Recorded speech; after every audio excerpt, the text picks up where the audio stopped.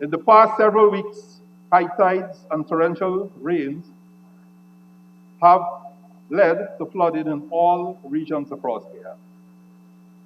The massive rainfall experienced in May alone was recorded as the second highest rainfall across the country in the last 40 years.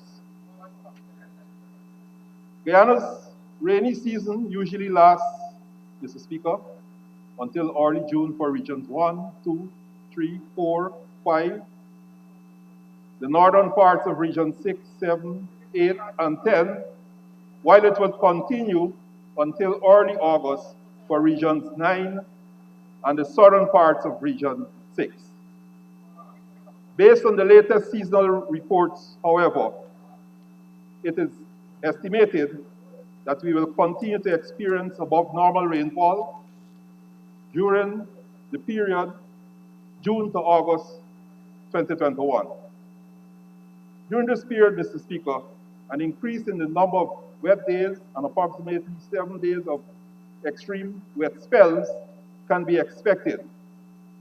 Flooding also remains a concern for our nation, at least for the period June into mid-July.